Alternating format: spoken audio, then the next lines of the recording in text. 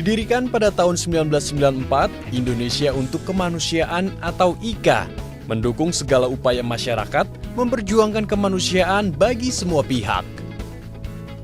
Indonesia untuk Kemanusiaan mendukung setiap anggota masyarakat yang berjuang untuk memperbaiki kehidupannya, untuk bisa mempunyai hidup yang lebih bermartabat dan bisa mencicipi rasa keadilan dalam kehidupan berbangsa dan bernegara. Mari menjaga keindahan kemanusiaan dan perdamaian di negeri kita bersama salah seorang pendiri Indonesia untuk Kemanusiaan, Kamala Chandra Kirana, dalam Filantropi sesaat lagi.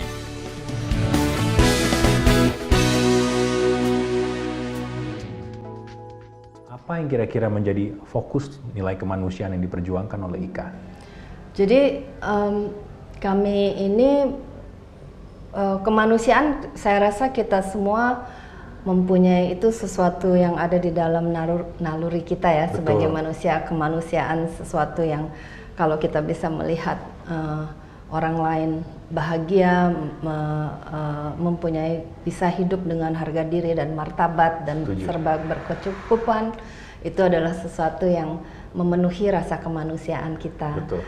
Jadi kami, peran kami sebagai organisasi adalah untuk memberdayakan masyarakat, memperjuangkan kemanusiaan, pemenuhan peri kemanusiaannya masing-masing sendiri. Jadi kami bukan organisasi yang kemudian seperti dermawan yang memberikan bantuan langsung dana atau keuangan ya, gitu ya, yang kami sendiri turun ke komunitas dan melakukan. Tidak, kami seperti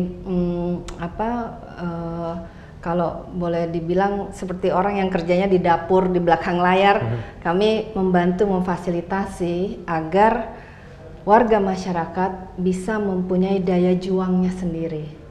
Sehingga mereka lah yang perlu memperjuangkan perbaikan hidupnya dan perbaikan kehidupan dari masyarakat sekitarnya.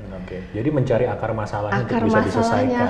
Akar masalahnya di mana gitu. Jadi dan itu kan satu proses pencarian, satu proses analisa gitu oleh masyarakat sendiri. Sehingga untuk kami justru kelompok masyarakat yang berupaya untuk mencari akar masalah dan berusaha untuk mengatasi masalah ini dari akar-akarnya, itulah yang kami anggap masyarakat yang punya kesadaran kritis tentang persoalan yang dia hadapi dan upaya untuk mengeluarkan lingkungannya atau tetangganya atau komunitasnya sendiri atau dirinya dari masalah ini dengan upaya-upaya yang kami sebutkan transformatif. Jadi transformatif artinya dia sadar tentang akar masalah, dia mendidik dirinya untuk benar-benar memahami sebab-sebab di belakang yang bahkan tidak kasat mata, dan mendidik diri untuk bisa mencari jalan keluar yang akan panjang. Kita masuk ke nilai-nilai yang diusung oleh IKA dengan kata kemanusiaan ada di situ, tentunya ini menjadi value yang sangat dipegang. Mungkin Mbak Kamala bisa menceritakan kepada kami apa saja nilai-nilai kemanusiaan itu. Jadi yang 4 ini sebenarnya pemahaman kami atau cara kami memaknai kemanusiaan sebagai lembaga sumber daya. Kami ada empat sebenarnya lebih ke aktornya. Jadi satu adalah individu.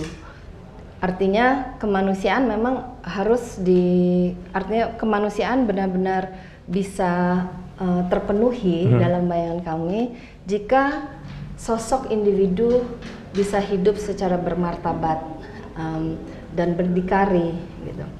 Jadi individunya gitu. Kami juga yang kedua mementingkan kemanusiaan dalam arti masyarakat, kehidupan bermasyarakat. Jadi bukan hanya individunya, tapi juga kehidupan bermasyarakat yang menghargai keberagaman. Nah, yang ketiga, kami juga memikirkan lintas generasi.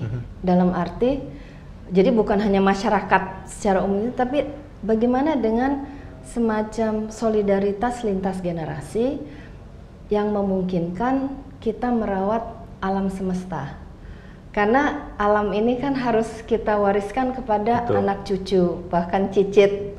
Yang menarik lagi dalam IKA ini tadi bicara soal nilai-nilai yang diusung, ada 4 nilai kemanusiaan. Itu pun masih dijabarkan lagi Mbak Kamala ya, dalam bentuk-bentuk pundi-pundi ya. Iya, betul. Pemahamannya seperti apa sih? Iya. Apa yang dimaksud dengan pundi dan Iya. apa saja pundi-pundi yang ada di Iya. IKA ini? Jadi ini pundi istilah saja, istilah yang kami pakai. Kami punya 4 pundi dalam arti ada 4 ruang perjuangan. Satu adalah yang kami sebut pundi insani. Insani manusia. Pundi insani ini secara khusus berupaya untuk mendukung keberdayaan dari mereka yang telah menjadi korban konflik dan kekerasan di masa lalu. Pundi insani ini fokus pada orang-orang yang selama ini nyaris terlupakan karena dan mereka adalah mereka yang korban konflik dan trauma masa lalu. Nah, yang kedua kami punya pundi perempuan. Pundi perempuan ini dimaksudkan untuk mendukung kaum perempuan yang mengalami kekerasan, termasuk kekerasan dalam rumah tangga, supaya mereka bisa bangkit kembali, membangun hidup yang baru lah gitu. Yang lebih baik gitu, lebih aman untuk dirinya dan untuk anaknya dan untuk kerjanya, untuk keluarganya.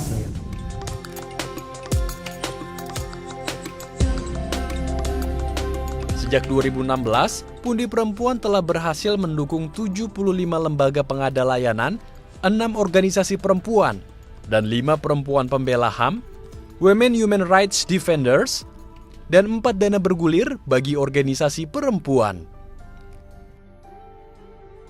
IKA mengalokasikan dana pundi perempuan untuk 6 organisasi per tahun dengan besaran sekitar 20 juta rupiah.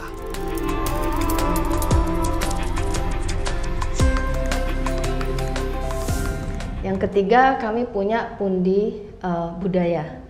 Pundi budaya ini adalah mendukung inisiatif-inisiatif masyarakat di ruang budaya untuk memperjuangkan, membela keberagaman dalam masyarakat. Jadi kebetulan misalnya saat ini kami sedang mendukung anak-anak muda, termasuk misalnya anak muda di Cirebon buat film tentang keberagaman, seni yang sangat asli Indonesia ada di sana dan dia juga beragam, pencak silat di Sumatera dengan di Jawa dan di mana itu lain-lain gitu. Jadi intinya seperti itu kita kami merasa kebudayaan itu adalah sumber yang amat sangat powerful ya, sangat luar biasa untuk kita dan kita harus rawat dengan baik. Jadi pundi budaya itu maksudnya. Yang keempat, pundi yang terakhir ini adalah yang kita sebut pundi hijau. Jadi pundi hijau ini adalah mendukung inisiatif masyarakat untuk merawat alam, termasuk upaya untuk mengingatkan kembali generasi muda akan pangan lokal. Nah, kami misalnya antara lain mendukung seorang perempuan di sebuah pesantren di Garut yang di pesantrennya mendidik anak-anak santri-santrinya itu untuk menanam pangan lokal kita gitu. Sehingga mereka juga, karena anak muda sekarang udah jarang yang mau jadi petani ya. Jadi ini juga salah satu lah gitu. Jadi inilah contoh-contoh inisiatif-inisiatif yang kami dukung melalui pundi-pundi keempat pundi ini.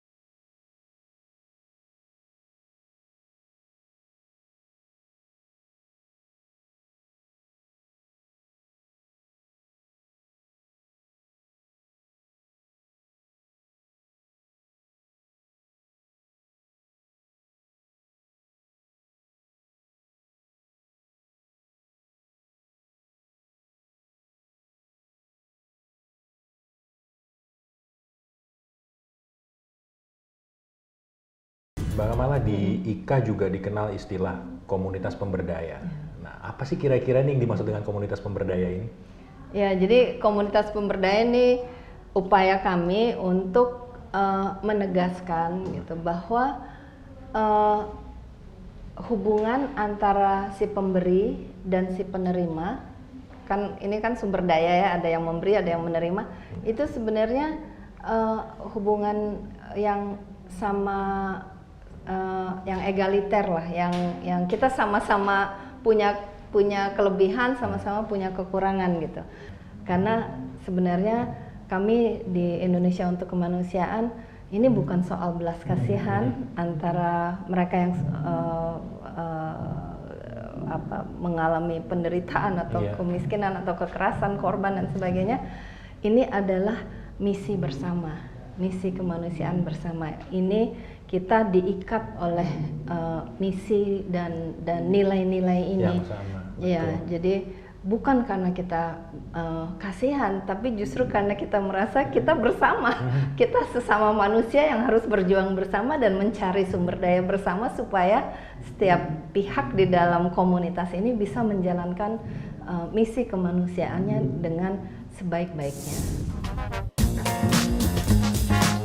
Salah satu komunitas yang bermitra dengan Indonesia untuk Kemanusiaan adalah komunitas Rumah Tanpa Jendela. Rumah Tanpa Jendela atau RTJ dirintis sejak tahun 2005 dan berdiri secara resmi tahun 2017. Ya, kita mulainya sebagai tempat kumpul-kumpul ya kawan-kawan yang dari lapas. Ya, kita rumah singgah lah intinya. Sebagai rumah singgah buat teman-teman dari lapas. Tapi lebih jauh ke depan artinya kan kita juga butuh ruang singgah untuk bukan hanya sekedar teman-teman lapas tapi dari mahasiswa. RTJ terus berkembang menjadi ruang diskusi dan pembelajaran bagi berbagai elemen masyarakat, termasuk para seniman yang setia menyuarakan perdamaian di tengah masyarakat. Pesan saya untuk membuat mural ini karena emang saya bergabung di komunitas RTJ dari tahun 2005 saat masih menjalani hukuman di LPKA Tangerang. Nah, untuk mereka yang akan menerima manfaat atau dukungan ini, ada kriterianya nggak? Jadi untuk itu memang kami, kata kunci kami adalah kerja kolaboratif. Jadi ini bagian dari jejaring juga ya. Jadi prinsip Indonesia untuk Kemanusiaan ini lembaga sumber daya yang kecil, tapi karena dia kerja dalam jaringan yang besar, maka dia bisa memberi makna yang besar, yang besar menurut kami, atau paling tidak makna yang dalam lah gitu ya. Kedepannya tentu juga akan perlu menjadi perhatian bagaimana sistem monitoring yang dilakukan terhadap mereka yang telah menerima dukungan. Nah, ini penerapannya bagaimana, Mbak? Ya, monitoring juga pakai jaringan. Gitu. Jadi semua memang mengandalkan kolaborasi ya? Iya, betul. Jadi kolaborasi ini, jadi kita nih, kami bilang, kami bagian dari ekosistem. Ekosistem ini harus bisa berdiri sendiri. Iya, dan dia punya nafas, dia harus bisa, kita bergerak di sini, di situ juga bergerak gitu. Jadi setiap undi ini ada timnya, ada manajernya, nah mereka tentu, oh kamu inisiatifnya ini ya gimana, jadi komunikasi itu jalan terus. Tapi kami merasa kalau itu saja yang dilakukan itu kurang lengkap lah gitu. Dan nanti jangan-jangan yang pinter cuman kita karena kita dapat, jadi kita merasa untuk bisa benar-benar memberi manfaat, karena monitoring itu kan sebenarnya sumber pengetahuan.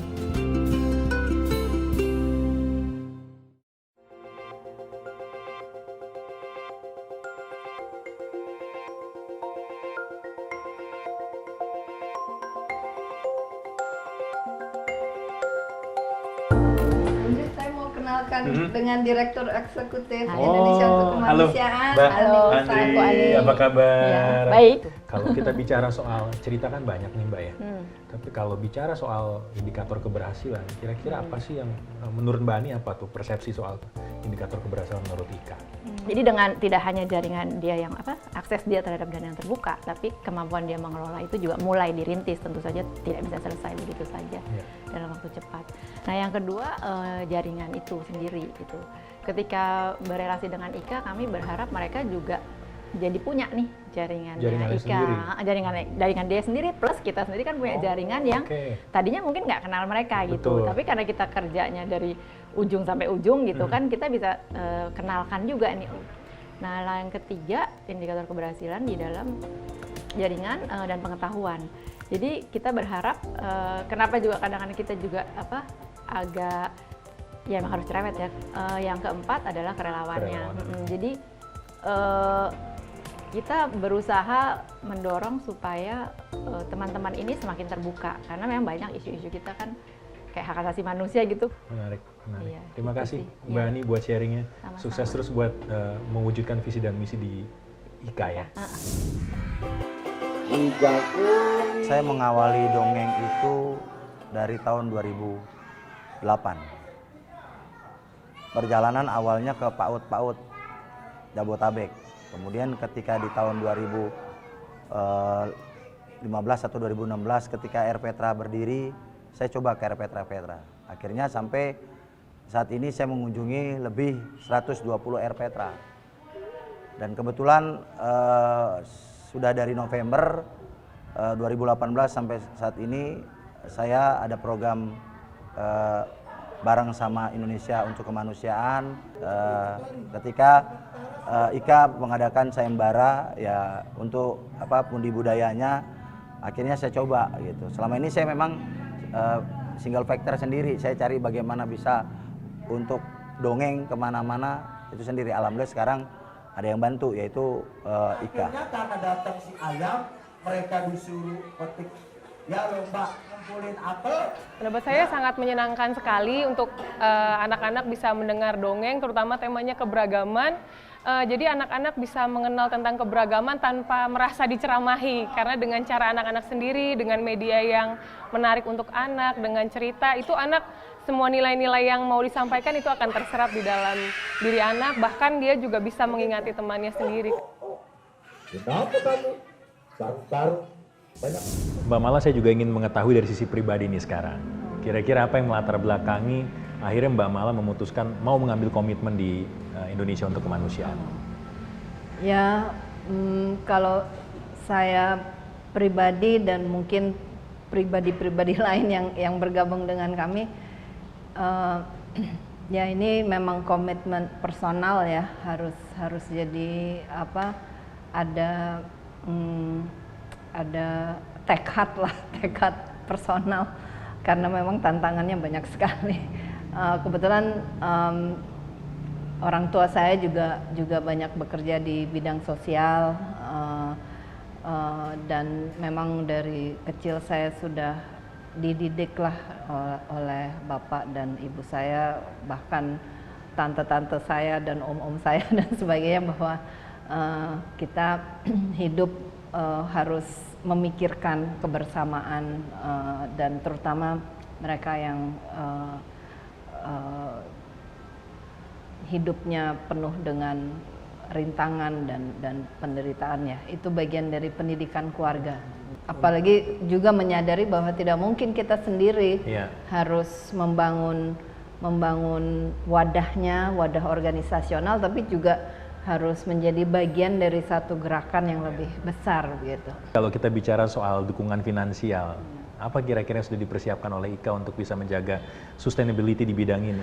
Jadi kami sedang mengupayakan memastikan keberagaman dalam cara kami mencari sumber daya untuk kami sendiri gitu. Jadi sebuah sistem ekonomi dengan transaksinya, dengan aset dan sebagainya itu, tapi landasannya solidaritas gitu. Jadi misalnya kami mencari social enterprises gitu, usaha sosial ataupun startup yang memang dari awal sudah punya nilai sosial di dalam bisnisnya, dalam bisnis plan-nya gitu ya.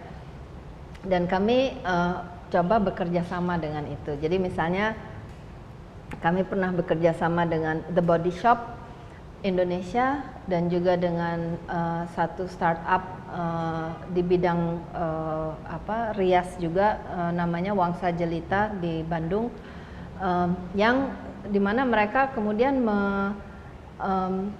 mengidentifikasi salah satu produknya sebagai sumber sumbangan untuk kami gitu. Jadi kita buat kerjasama supaya kami juga dapat bagian dari profitnya dia lah. Kami juga misalnya IKA mensupport berdirinya koperasi-koperasi gitu. Koperasi artinya dia akan membangun aset sendiri dan kami terutama pada untuk orang-orang yang memang tidak punya aset yang besar gitu. Ini juga Kekini co-working space. Ini co-working space yang dan kami berbagi kantor ruang gitu ya, ini bagi dua, kami kantornya di belakang, Kekini di depan sebagai satu usaha. Tapi Kekini pun sebagai social enterprise, IKA ikut mendukung saat kelahirannya. Dan Kekini juga keuntungan yang didapatkan oleh Kekini sebagai co-working space akan juga dibagi dengan Indonesia untuk Kemanusiaan. Kalau bicara dalam jangka pendek, jangka panjang, apa kira-kira yang menjadi harapan atau rencana dari IKA, Mbak Mala? Ya, kami jangka pendeknya ya memang yang pertama sebenarnya kami merasa diri kami telah melahirkan satu model kerja kemanusiaan yang unik gitu. Jadi secara jangka pendek kami ingin bisa membangun pemahaman publik tentang model yang sedang kami jalankan ini sebagai model kerja kemanusiaan yang melihat akar masalah, yang memikirkan perubahan transformatif, yang mementingkan kesadaran kritis dan sebagainya. Memang jangka pendek kami masih ingin kami ingin supaya model ini bisa semakin dikenal dan diapresiasi. Karena ini adalah anak tangga untuk mendapatkan dana abadi tadi dan sumber daya yang lebih dan jejaring kita menjadi kuat karena kita saling berjejaring, kita saling menguatkan, kita berbagi untuk berdaya gitu. Jadi itulah spirit yang ingin kami realisasikan lewat organisasi sumber daya Indonesia untuk Kemanusiaan. Indonesia untuk Kemanusiaan adalah sebuah organisasi yang telah mempraktekkan filantropi dengan pendekatan yang unik, solutif, dan transformatif. Satu hal yang membedakan mereka dengan organisasi kemanusiaan lain adalah upaya untuk mewujudkan nilai kemanusiaan yang utuh dan berkelanjutan. Tentunya, ke depan mereka berharap untuk mendapatkan dukungan yang lebih luas dari berbagai macam pihak. Saya Teguh Parvinanda, sampai jumpa dalam kesempatan filantropi berikutnya.